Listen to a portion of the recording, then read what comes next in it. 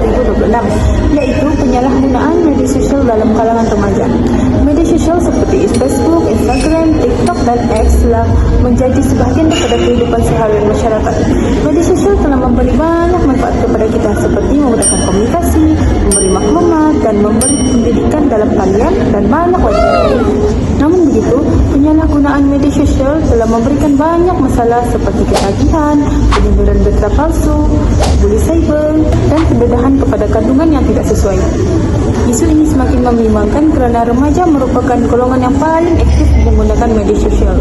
Oleh itu, isu penyalahgunaan media sosial harus diberikan pemerhatian yang serius bagi memastikan kesejahteraan individu dan masyarakat. Seterusnya saya akan menerangkan puncak-puncak penyalahgunaan media sosial.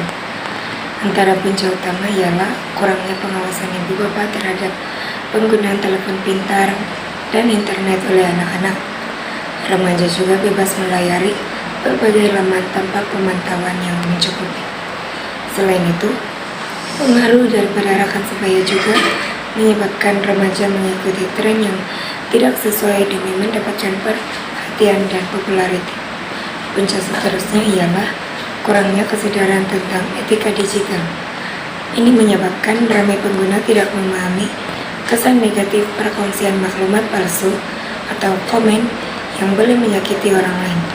Tambahan pula, akses internet yang mudah dan penggunaan telepon pintar sepanjang masa menyebabkan remaja menghabiskan terlalu banyak masa di media sosial.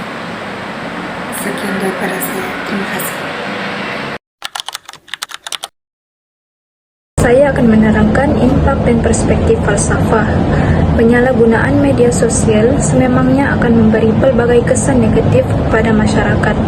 Antara salah satu penyalahgunaan media sosial yang paling ketara dalam kalangan masyarakat ialah penyebaran berita palsu yang boleh menimbulkan salah faham ataupun konflik.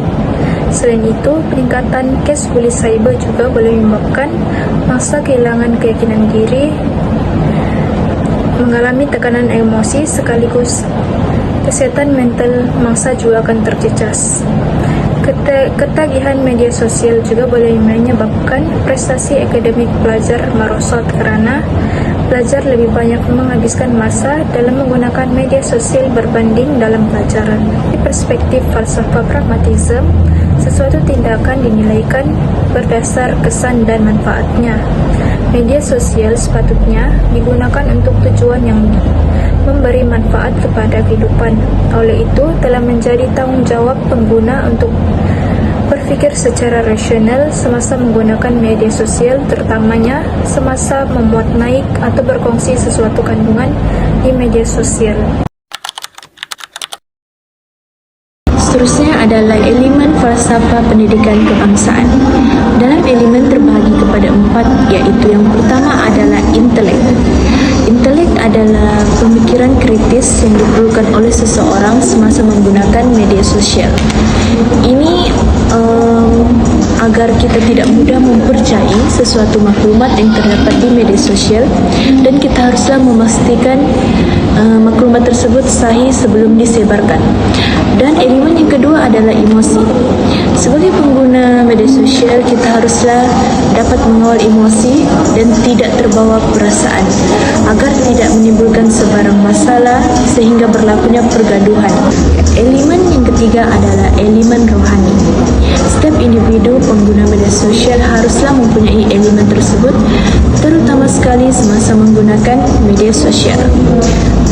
Kita haruslah menghormati orang lain sekiranya mereka mempunyai pendapat tersendiri yang dimuat turun di media sosial, kerana mereka juga mempunyai hak seperti kita juga mempunyai hak untuk memuat turun apapun di media sosial, asalkan tidak menimbulkan isu yang negatif, terutama sekali melibatkan isu perkauman. Dan elemen yang terakhir adalah elemen jasmani. Seperti yang kita lihat pada waktu sekarang, banyak generasi muda banyak menghabiskan masa dengan penggunaan media sosial dan tidak ingin bergaul dengan dunia luar. Oleh itu, sebagai pengguna media sosial yang bijak, kita haruslah melibatkan diri dengan aktiviti luar dan tidak hanya menghabiskan masa dengan sosial media. Seterusnya, isu ini juga berkait rapat dengan prinsip-prinsip rukun negara. Prinsip yang pertama ialah kesopanan dan kesusilaan. Pengguna perlulah menjaga adab dan menghormati orang lain ketika berinteraksi di media sosial. Prinsip yang kedua ialah keluhuran perlembagaan. Pengguna perlulah mematuhi undang-undang negara dengan tidak menyebarkan fitnah, hasutan atau berita palsu di media sosial. Bagi mengatasi masalah ini, beberapa cadangan boleh dilakukan. Antaranya ialah mengadakan kempen kesadaran literasi digital di sekolah dan universiti. Selain itu, peranan ibu bapa juga penting, iaitu dengan memantau penggunaan media sosial anak-anak mereka di rumah secara berterusan. Pihak sekolah juga boleh menerapkan pendidikan etika digital bagi meningkatkan kesedaran tentang penggunaan media sosial secara berhemah. Di samping itu, remaja perlulah menggunakan media sosial secara bermanfaat, iaitu untuk tujuan seperti pembelajaran dan pembangunan diri. Kesimpulannya, penyalahgunaan media sosial merupakan isu yang memberikan kesan yang besar kepada individu dan masyarakat. Oleh itu, semua pihak perlulah bekerjasama untuk memastikan media sosial digunakan secara beretika dan bertanggungjawab, selaras dengan falsafah pendidikan kebangsaan dan